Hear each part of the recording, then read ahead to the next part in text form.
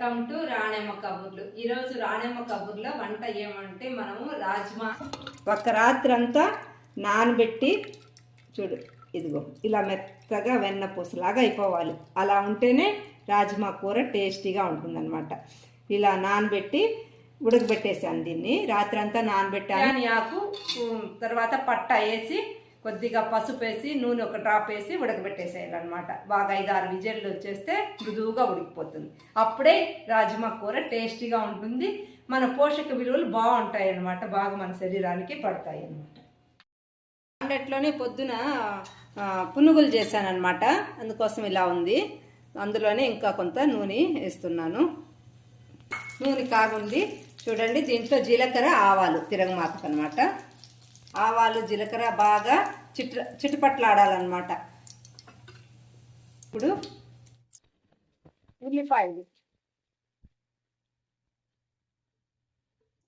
ఉల్లిపాయల్ని బాగా ఎర్రగా గోల్డెన్ కలర్ వచ్చేదాకా వాట్ చేయాలి. అప్పుడే కూరలు టేస్ట్గా ఉంటాయి.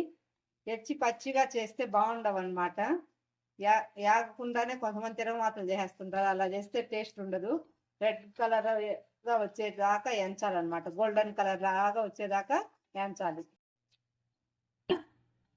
ఇలా ఎర్రగా వస్తే చాలు. చూడండి, ఈ విధంగా ఎర్రగా వస్తే చాలు. ఇప్పుడు కరివేపాకు, తర్వాత అల్లం తెల్లగడ్డ పేస్టు,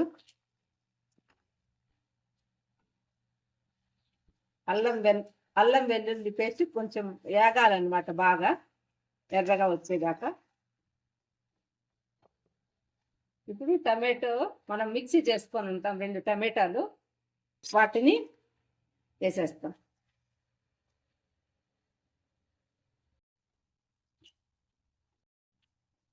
బాగా వేగి నూనె పైకి తేరాలన్నమాట. టమాటో బాగా ఎర్రగా వేగకపోతే టేస్ట్ బాగుండదు అనమాట, పచ్చి వాసన వస్తుంటుంది. టమాటో బాగా వేగితేనే రుచి బాగుంటుంది. ఒక 3-4 నిమిషాలు బాగా వాడ్చాలన్నమాట, నూనె పైకి తేలేదాకా వాడ్చాలి. చూడండి, ఈ విధంగా నూనె బాగా పైకి తేరాలన్నమాట. చూడండి, ఇలా రావాలి. చూసారు కదా. ఇప్పుడు మనము రాడమ్మ చేసిన గరం మసాలా పొడి, తర్వాత మిరప్పొడి వాడ్చాలి. కొంతసేపు ఉడకనిస్తాం. కొద్దిగా వాటర్ వేయండి చాలు, ఎక్కువ వేయద్దండి. ఈ మిరప్పొడి గరం మసాలా అంతా ఈ టమాటా పేస్ట్ ఇవంతా కలిసి ఉడకాలన్నమాట, అప్పుడు బాగుంటుంది టేస్ట్గా. మీరు ఈ విధంగా చేసి తిని చూసి రుచి ఎలా ఉందో చెప్పాలి. ఇది చాలా టేస్టీగా ఉంటుంది. చపాతీలోకి, జీరా రైస్లోకి చాలా బాగుంటుంది. చపాతీ, ఇడ్లీ, దోశకి కూడా బాగుంటుంది. పొద్దున్నే మనం ఇలాంటి మంచి హెల్తీ ఫుడ్ అనమాట, ఉడకబెట్టిన గింజలతో కూర చేసి టిఫిన్లలో పెట్టడం వల్ల పిల్లలకి, పెద్దలకి, అందరికీ మంచి బలమైన ఆహారం ఇచ్చినట్టు అవుతుందన్నమాట. మనం పొద్దున్నే అలసంద గింజల పులుసు కానీ, ఈ విధమైన రాజ్మా కూర కానీ, బటానా కుర్మా కానీ ఈ విధంగా పొద్దున్నే పిల్లలకి పెట్టినా మంచిది. ఆరోగ్యం బాగా పెరుగుతారనమాట. మంచిది. ఈ విధంగా ఉడికితే చాలు. ఇప్పుడు మనం ఇందులో వేసేసి కొత్తిమీర వేసాను.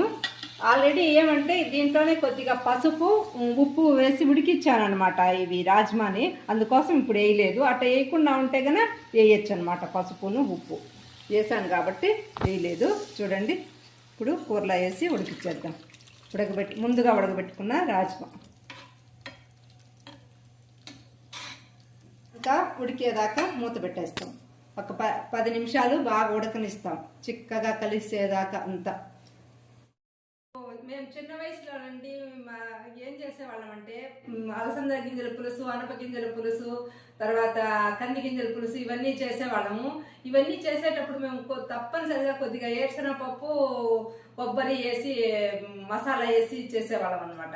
ఇప్పుడు అట్లా ఏం లేకుండా ఉత్త టమోటా, ధనియాల పొడి, గరం మసాలా పొడి వాటితోనే కూర బాగా చిక్కగా వచ్చేస్తుంది. ఎర్రగడ్డ బాగా వాడ్చడం. ఇప్పుడు అందరూ మసాలాలు బాగా తగ్గించేశారండి. ఎక్కువగా టమాటా పేస్ట్, ఎర్రగడ్డ పేస్ట్ వీటితోనే చేస్తున్నారు. అలా తినడమే ఆరోగ్యానికి మంచిదని ఇప్పుడు మనం కూడా అలాగే చేస్తున్నాము. మనము ఎలా ఉందో సూపర్ సూపర్ అమ్మా. ఇదిగో బాగా ఉడికిపోయింది. చూడండి ఇలా మృదువుగా ఉడికిపోయింది. మంచి సువాసన వస్తుంది. బాగుంది. చాలా టేస్టీగా ఉంది. చాలా టేస్టీగా ఉంది నాయన. ఎలా చెప్పావమ్మా టేస్టీగా ఉంది? ఉప్పు చూడకుండా వాసన స్మెల్ బట్టే చెప్పేచ్చు నాన్న. వాసన చూసే దాంట్లో మనం ఒక్కపొద్దుల టైంలో కూడా చూడండి చప్పటి వాసన వస్తుంది. పులుపు ఎక్కువైతే పుల్లటి వాసన వస్తుంది. వాటిని బట్టే చెప్పేయచ్చు నాన్న. గాలికి వాసన బట్టే మనం రుచి చూడకుండానే కూర టేస్ట్గా ఉందా లేదా అని చెప్పచ్చు అనమాట. అదంతా మాలాంటి ఎక్స్పర్ట్లకి తెలుస్తుంది. చాలా టేస్టీగా ఉంది నాన్న. సూపర్. అవసరం లేదు. ఇప్పుడు మనం జీరా రైస్ చేసుకుంటాము. జీరా రైస్లోకి మన రాజ్మా కూర. ఈ విధంగా మనము రాజ్మా కూరని తయారు చేసాము. జీరా రైస్కి అన్నము రెడీ అవుతుంది. పెట్టేశాను, పొయ్యి మీద పెట్టాను. జీరా రైస్ చేసుకుంటున్నాము. ఇదిగోండి నెయ్యి, కొంచెం నెయ్యి చాలా బాగుంటుంది టేస్ట్గా ఈ జీరా రైస్కి. ఉప్పు అయినా తినేయచ్చు, అంత టేస్ట్ నెయ్యి అంటే. నూనె కొద్దిగా. మనము ఇప్పుడు ఈ రోజుల్లో జీరా రైస్ అని మనం జీలకర్ర రైస్ చేసుకుంటున్నామండి. అప్పుడు చిన్నప్పట్లోనే నెయ్యి వేసేసి వేడి అన్నంలో కొద్దిగా ఉప్పు వేసి కలిపి పెట్టేసేవాళ్ళు పెద్దవాళ్ళు. బాగుండేది టేస్టీగా. అట్లా కలుపుకొని తినేవాళ్ళం మేము. నెయ్యి బాగా కాగని, బాగా కాగితేనే జీరా రైస్కి నూనె నెయ్యి బాగా కాగాలన్నమాట. బాగా పొగలు వస్తేనే జీలకర్ర కొంచెం వేయడంతో చిట్లాలన్నమాట జీలకర్ర బాగా. అందుకోసం కాగింది బాగా. అలా కాగాలి. సాజీరా రెండు కలిపి ఒక 10 నిమిషాలు నానబెట్టి పెట్టుకోవాలి. అది వేస్తేనే ఆ సువాసన అన్నానికి బాగా పడుతుందన్నమాట. జీలకర్ర ఒక స్పూను, సాజీరా ఒక స్పూన్ అనమాట. తర్వాత ఈ వెల్లుల్లి, జీడిపప్పులు ఈ రెండు.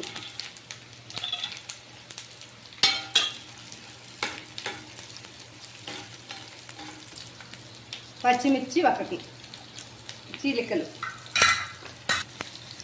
ఇవి బాగా వేపుకోవాలన్నమాట. కొంచెం ఎర్రగా వచ్చేదాకా వేపుకొని కొంచెం ఇంకా వేగాలి. ఈ తెల్లపాయలు, జీడిపప్పు బాగా కొంచెం వేగాలన్నమాట. కొంచెం ఎరుపు రంగు రావాలి, రంగు మారాలి. తెల్లగా ఉండకుండా కొంచెం రంగు మారాలి. అప్పుడే రుచిగా ఉంటుంది. కరివేపాకు వేస్తాము.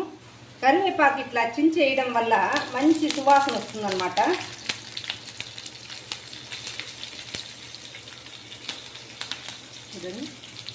కలుపు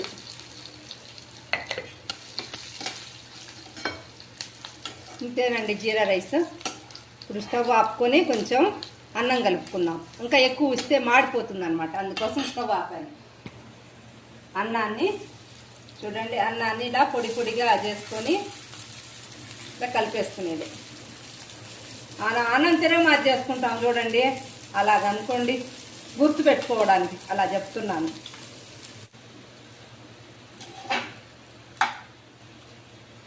ఇట్లా అన్నాన్ని అంతా నీట్గా కలిపేసుకోవాలి. ఈ సాల్ట్, నెయ్యి, జీలకర్ర అంతాను దీనికి అన్నానికి పట్టించేయాలన్నమాట. పులిహోర మాదిరి కలిపేయాలి బాగా.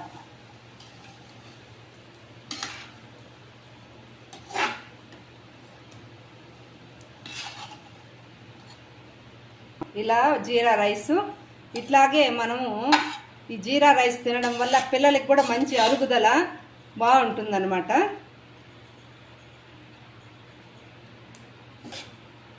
జీరా రైస్ రెడీ అయిపోయింది చూడండి. టేస్టీ టేస్టీ జీరా రైస్. ఈ విధంగా ఈ నెయ్యిని, ఈ జీలకర్ర ఇదంతా బాగా అన్నానికి ఇట్లా పట్టించేయాలన్నమాట. సన్నటి సగ మీద బాగా వేపేయాలన్నమాట. చూడండి, ఈ కరివేపాకు ఇదంతా అన్నానికి, ఈ సువాసన అంతా అన్నానికి పట్టేలా కలుపుకోవాలి.